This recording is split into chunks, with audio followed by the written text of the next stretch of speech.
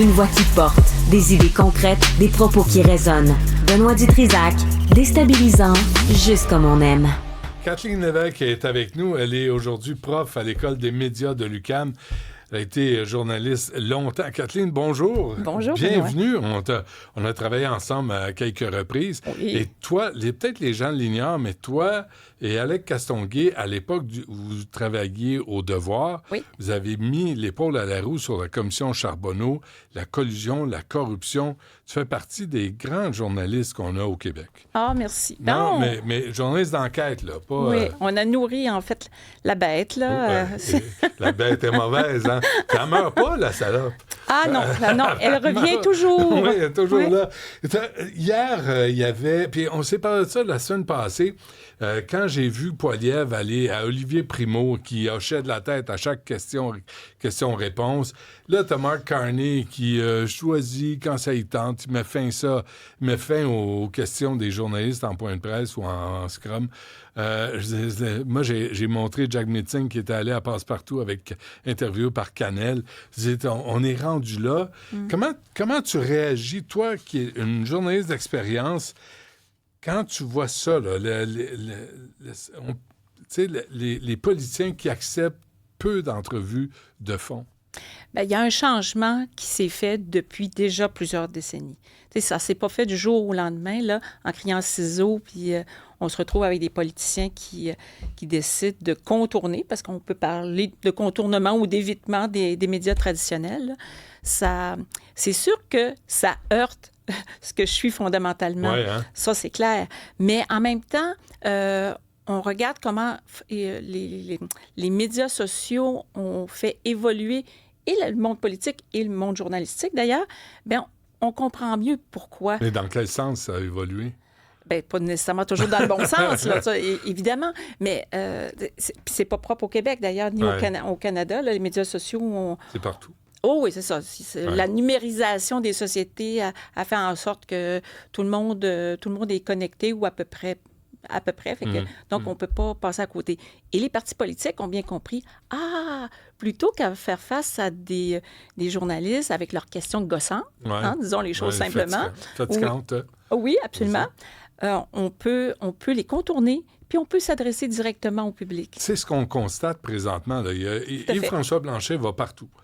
Partout où on le demande, il va, puis il affronte toutes les entrevues. Il faut lui donner ça. Pierre Poilievre accepte quoi? 4 questions? Oui, 4 questions maximum. That's all. Pas de sous-questions. Puis pas de journaliste dans l'autobus non plus, il n'en veut pas. Non. C'est quoi cette entourloupette-là, Kathleen? Bien, c'est un peu... C'est une vision de droite, hein? La vision où on veut parler directement, on veut se rapprocher de la population, on veut donner notre point de vue, puis on veut être sûr et certain que la population va comprendre ce qu'on leur dit directement. Plus d'intermédiaires, donc plus de journalistes, ou en fait, le moins possible, qui vont décortiquer, qui vont analyser, qui vont mettre pas des trop nuances. Challenger, là. Non, c'est ça. Le moins de nuances possible. Mauvais terme, là. Bon, en même temps, les journalistes, on est très, très présents. On demeure très, très présents. On observe, on rend compte de ce qu'on observe. C'est vrai avant les campagnes, mais pendant les campagnes, c'est vrai que le beat, si je puis dire, a été modifié par les médias sociaux. Ça, c'est clair.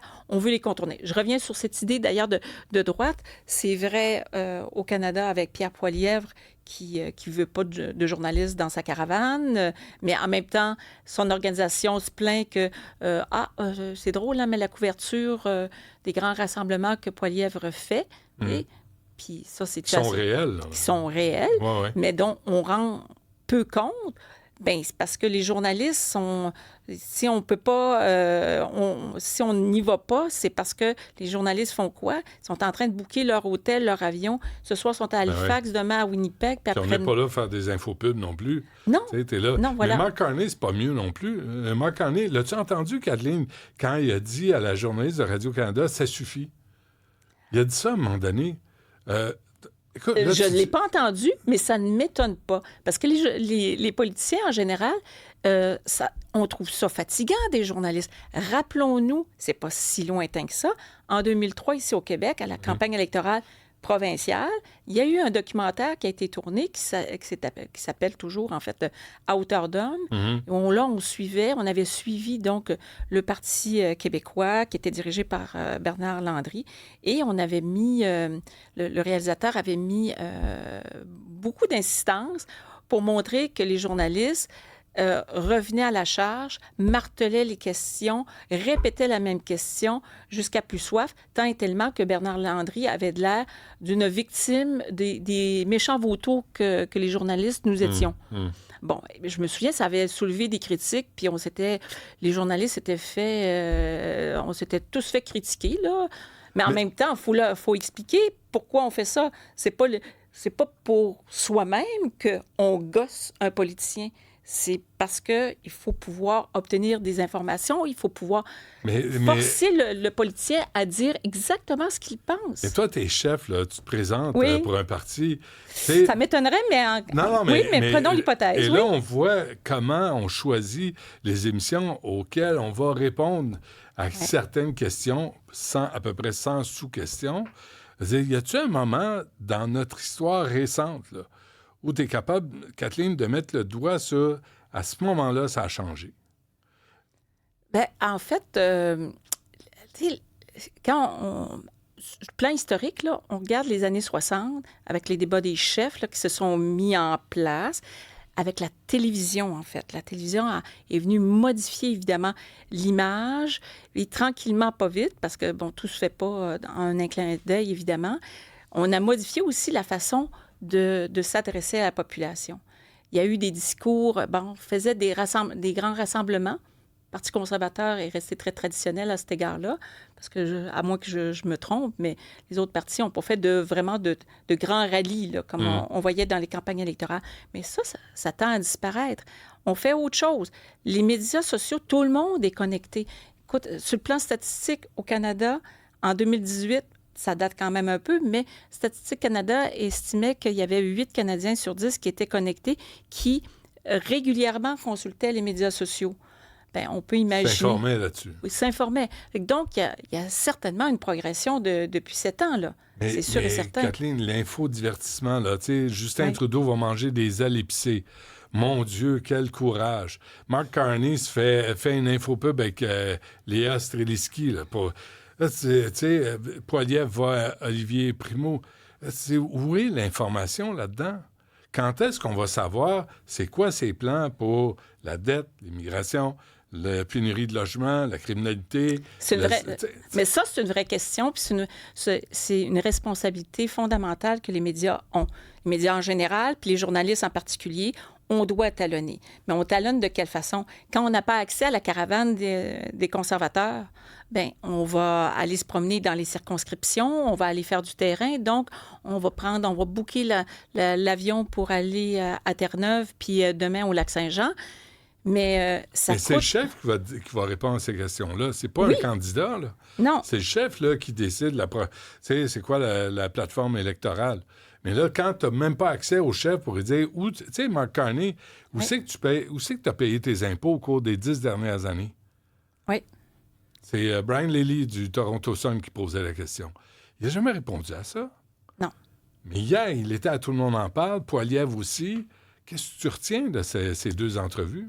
Bien, le choix médiatique des partis, des chefs de partis, donne déjà une illustration de ce que sont ces hommes-là, de ce qu'ils veulent faire ou de ce qu'ils ne veulent pas faire.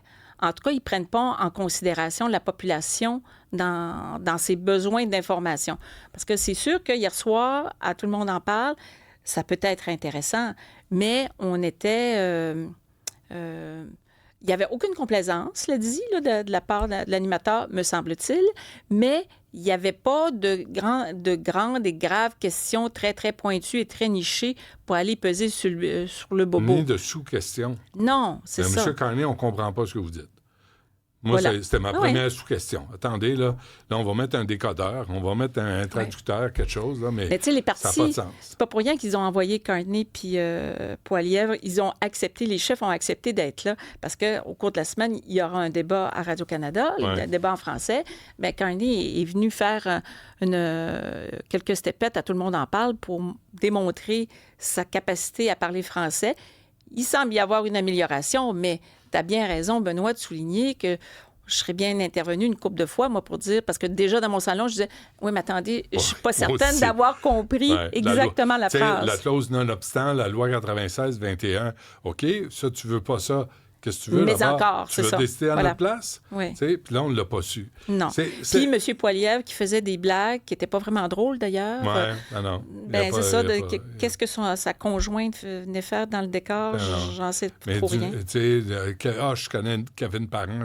Oui, OK.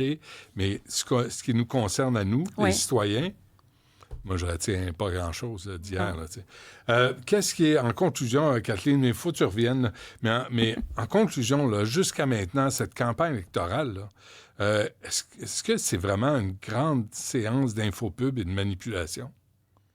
Est-ce que ce n'est pas toujours un peu ça?